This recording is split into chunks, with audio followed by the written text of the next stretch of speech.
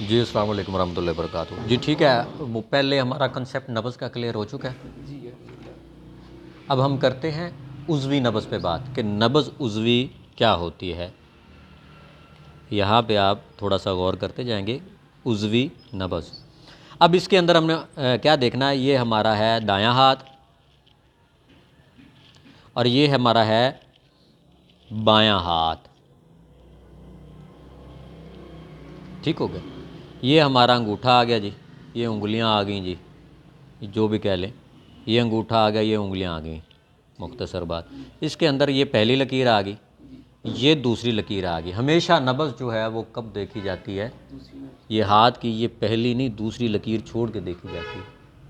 ये पहले भी आपसे अर्ज़ किया जा चुका है कि ये जब आप यहाँ पे हाथ रखते हैं, यहाँ कलाई उठ रही होती, यहाँ से शरियान गुजर रही होती, खून गुजर रहा था। यही वजह है कि नब्ज़ आपको टॉप में मिलती है। आप हाथ लगाएं, जी ये पकड़ी जाती है। तो आपको उजलाती नब्ज़ मिल रही होती है। आप कहते हैं बस ये उजलाती नब्ज़ है, हत्ता कि यहाँ से छोड़ के आपने यहाँ से देखनी होती है। ये हुक्मातों को कहते हैं कि ये जो हड्डी है ना, जी इस हड्डी के बाद देखिए नब्ज़, सही है। कि गुंजाइश ना रह जाए। बात की समझ आ रही? यही वो तीसरी हाँ। तीसरी से थी। अब इसके अंदर जो साइंटिफिक कुलिया है नब्ज़ पकड़ने का, आप आंखें बंद करके किसी भी मरीज़ की नब्ज़ पे हाथ जो रखते हैं वो किस तरह रखते हैं कि ये 1 इंच ऐसे रख के, ऐसे यूं रखेंगे, आपकी बिल्कुल फिंगर के नीचे आपको नब्ज़ मिलेगी। ये बहुत बड़ा कुलिया है, वरना अमूमी तौर पे लोग ढूंढ रहे होते हैं ये क्या क्या कहाँ कहाँ कहाँ, वो मसला ख़त्म हो गया। यहाँ सिंपल यूं रखें, नब्ज़ आपके नीचे होगी, टॉप में, बॉटम में, मिड में। बिल्कुल बात की समझ आ गई? अब इसके अंदर ये कौन सा हमारा हाथ है? दायां हाथ। ये है हमारा दायां हाथ। बात की समझ आई? जी सही है। अब इसके अंदर कितने पॉइंट हैं? पॉइंट हैं इसके अंदर 3। सही है। ये कौन कौन से पॉइंट हैं? 3 ऊपर हैं, तीन नीचे। 3 बिल्कुल नीचे। नीचे आ गए। अब इसके अंदर होता ये है कि ऊपर कौन सा उज़्व होता है? खोखला उज़्व होता है। ऊपर होता है खोखला उज़्व, जी जिसके अंदर कोई चीज़ समा सकती हो, जी। और नीचे होता है ठोस भरा हुआ उज़्व, भरा हुआ उज़्व। अब ये ऊपर क्या है? दायां हाथ है। दाएं हाथ के ऊपर जो पहली अंगुश्त शहादत है, उसके नीचे क्या है? बड़ी आंत। उज़वी नब्ज़ के अंदर क्या होता है? बड़ी आंत है। उसके बाद क्या है? मैदा है। उसके बाद क्या है? गिलाफ दिल असबी, दिल के ऊपर जो असाबी पर्दा लगा हुआ है वो ये है। जी उसके बाद ये नीचे दबा के, यानी इसमें एक तो उजलाती मकाम है, दूसरा है गुद्दी मकाम। उजलाती मकाम की हमने बात की कि टॉप के ऊपर हमें क्या मिलेगा? बड़ी आंत मिलेगी, बेहतर मिलेगा। मैदा मिलेगा, गिलाफ दिल गिलाफ दिल असाबी असबी। मिलेगा। जी अब नीचे क्या है?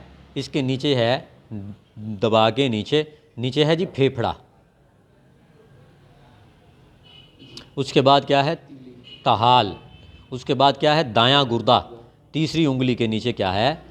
दायां गुर्दा। पहली उंगली बड़ी आंत ऊपर, दूसरी उंगली मैदा, तीसरी उंगली गिलाफे दिल। दिल असाबी। इसी तरह दबा के नीचे जाएंगे। पहली उंगली क्या है?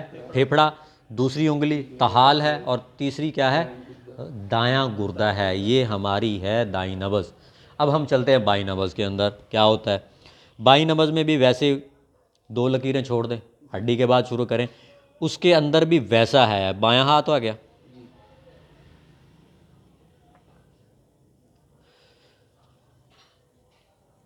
ऊपर खोखला, नीचे ठोस उज़्व। गया।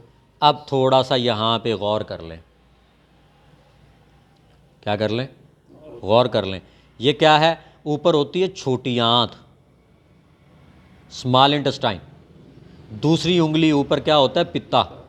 और तीसरी जो उंगली है उसके नीचे क्या होगा? गिलाफ। गिलाफ दिल गुद्दी। जो दिल के ऊपर गुद्दी पर्दा लगा होता है वो ये है। यहाँ बात की समझ आ गई? जी बिल्कुल क्लियर है जी। कि पहली उंगली जो है उसके नीचे क्या है? छोटी आंत। छोटी आंत है। दूसरी के नीचे पित्ता है। तीसरे के नीचे क्या है? गिलाफ दिल। गिलाफे दिल गुद्दी, जो दिल के ऊपर गुद्दी पर्दा लगा हुआ है। जी और इसी बुनियाद पे हम कहते हैं कि जो उजलाती गुद्दी उजलाती नब्ज़ होती है उसका रुजू ऊपर उजलात की तरफ होता है। तो वो क्या क्या कौन सी चीज़ आपको फ़ाइनल करेगी? ये पर्दा फ़ाइनल कर रहा होता है। उजलाती असाबी नब्ज़ है तो कौन सी चीज़ आपको बता रही होती है, ये गिलाफ दिल कन्फर्म कर रहा होता है कि इसका लिंक असाब से है। इन चीज़ों को हमने मद्देनज़र रखना है। अब ये ऊपर वाला हिस्सा हो गया, नीचे आ जाते हैं। नीचे क्या है, पहली उंगली के नीचे है दिल उज़्वे रईस, दूसरी के नीचे है जिगर और तीसरी के नीचे है बायां गुर्दा। बात की यहाँ तक समझ आई? समझ आ रही है? फेफड़ा ठोस उज़्व है, भरा हुआ नहीं है, नीचे ठोस उज़्व है, तहाल, इसी तरह दिल, जिगर। अब यहाँ तक बातों की समझ आ चुकी है।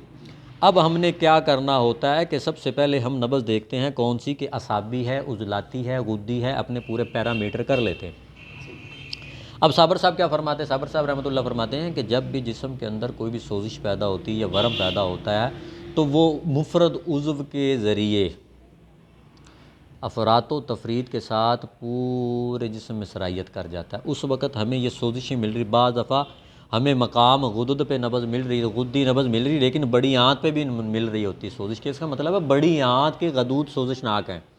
अगर तो उजलाती नब्ज़ है, आपको बड़ी आंत पे सोजिश मिल रही, ठोकर शदीद मिल रही, मतलब उसकी बड़ी आंत सोजिशनाक है।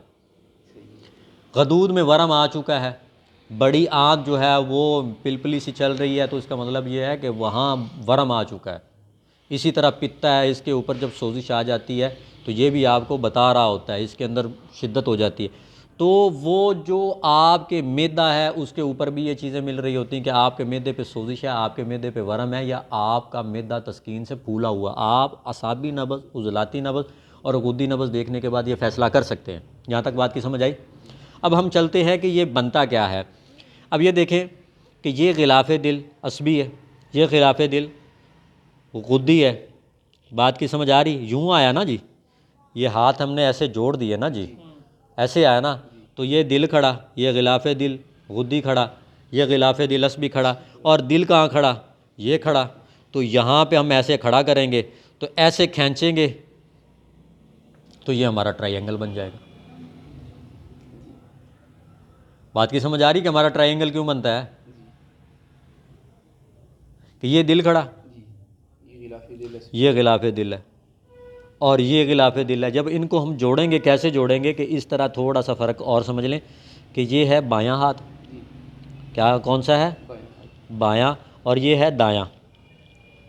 ठीक है, अब हुआ क्या, थोड़ा सा गौर कर लें, मज़ीद थोड़ा सा गौर कर लें कि ये गिलाफ़ दिल है, ये दिल है और ये गिलाफ़ दिल है। इसको इधर किया, इसको इधर किया, बना या नहीं बना भाई?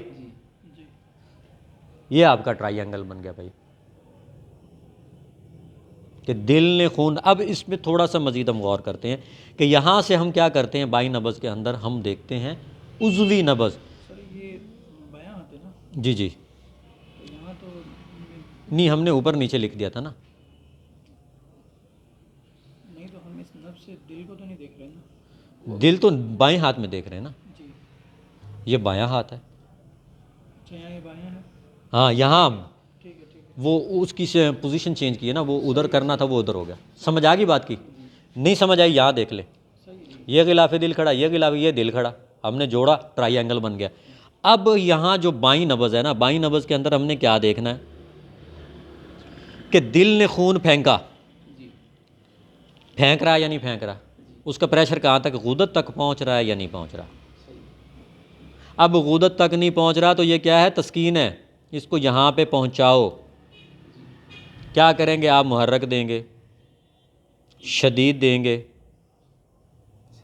मुलय्यन देंगे, मुसल देंगे, तरियाक देंगे, अक्सीर देंगे। कैसे देंगे कि उजलाती असाबी नब्ज़ आपने फ़ाइनल कर ली कि उजलाती असाबी नब्ज़ है, गदद आपके तस्कीन में है, खून का प्रेशर वहाँ तक नहीं पहुँच रहा, गदूद तक तस्कीन आ गई। तस्कीन के अंदर अब आपने क्या करना है, आपने उज़वी नब्ज़ को देखना है। उज़वी नब्ज़ के अंदर आपको क्या मिल रहा है, मिसाल के तौर पे सोजिश मिल रही है, आपकी क्या नाम है, छोटी आंत पे सोजिश मिल रही है, मिसाल के तौर पे उस मकाम पे सोजिश मिल रही है, और उसके बाद क्या है,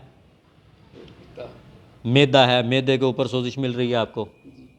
उसके बाद क्या है, हरारत की जिस्म के अंदर कमी है, जिगर के अंदर तस्कीन है। आपने देखना है कि मैदे के ऊपर तो कर गया पुदीना काम, क्या हुआ? पुदीना। अजवैन कर गई आपकी छोटी आंत पे काम।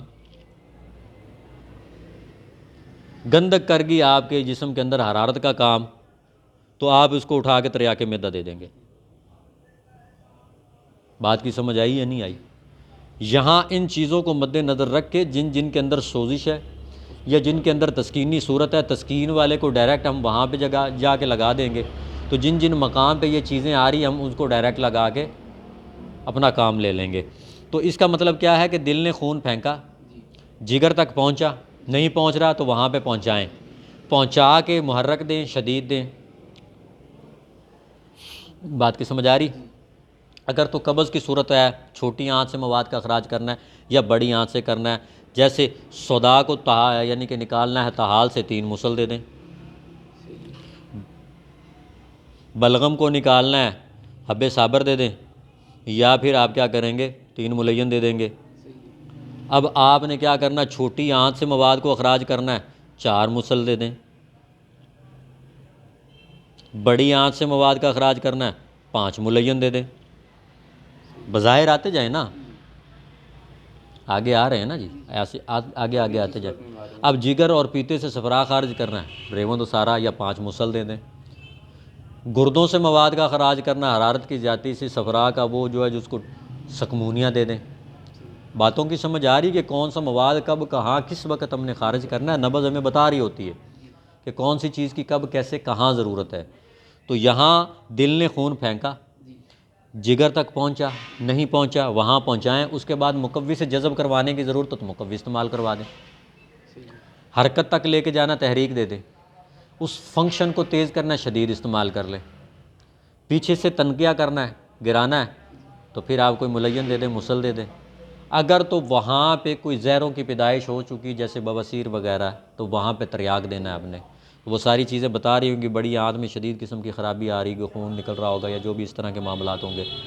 और इसी तरह अगर तो वक़्त कम है, हरारत की तेज़ी, आपने आगे सफ़र करना तो अक्सीर लगा दे, झटपट तहरीक चेंज होती है, बरकी असर, जाज़ब असर और दायमी असर। अगर नहीं तो उसके बाद आपने क्या करना है, वहाँ से दिमाग तक पहुँचाने के लिए तो बायां गुर्दा छेड़ देंगे, गदूद नाकला। अब थोड़ा सा गौर करें, जिगर दरमियान में, इधर दिल है, इधर गुर्दा है। गदूद नाकला और गदूद जाज़बा, अगर उज़लात को ग़िज़ा देनी है तो गदूद जाज़बा इस्तेमाल हो गए, दिमाग को ग़िज़ा देनी है गदूद नाकला इस्तेमाल हो गए। यहाँ बात ये समझ आ रही है नहीं आ रही? ये बाई नब्ज़ में। अब दाई नब्ज़ में आते हैं कि जब वहाँ से खून निकला, जिगर पे पहुँचा, गुदुद से होता हुआ उसने कैपिलरीज़ के ज़रिए असाब से रतूबात का तुरशा किया। जब वो तुरशा हुआ तो क्या हुआ, दाई नब्ज़ में आ जाए, वहाँ पे रतूबात गिरी तो यहाँ पे बलगम आ गई, बलगम की सूरत में आ रहा ना। तो आगे तहाल है, तहाल ने इसको पकड़ के सौदा में बदलना है। ये दाई नब्ज़ में हम चल रहे हैं, यानी रतूबतें आई सौदा में बदल रही हैं। यानी अगर तो नहीं बदल रही तो सौदा का खट्टा लगाना यहाँ पे ज़रूरी है। तुरशा लगाएंगे तो वो सौदा में बदलेंगी। आगे आके वो यहाँ तक पहुँच रही तो मतलब ये है कि वो सफरा में भी बदल रही हैं। और चौथी चीज़ ये है कि उसका असर खून में भी शामिल हो रहा है। ये जो चौथी उंगली है वो क्या चीज़ ज़ाहिर कर रही है कि खून के अंदर भी वही असरात आ रहे हैं। तो यहाँ इस बात की समझ आ रही है कि दाई नब्ज़ में हमने क्या देखना है कि वो जब रतूबात का ब्लड सर्कुलेशन में तुरशा कर देता है, तुरशा हो गया तो पहली उंगली क्या बता रही कि रतूबात आ रही हैं, दूसरी उंगली बता रही कि वो सौदा में भी बदल रही हैं रतूबात, तुरशा लग रहा है क्योंकि इस्तेहाल खड़ा है नीचे। आगे जाके वो तीसरी उंगली बता रही कि क्योंकि नीचे दायां गुर्दा है, वो सफरा में भी बदल रही हैं।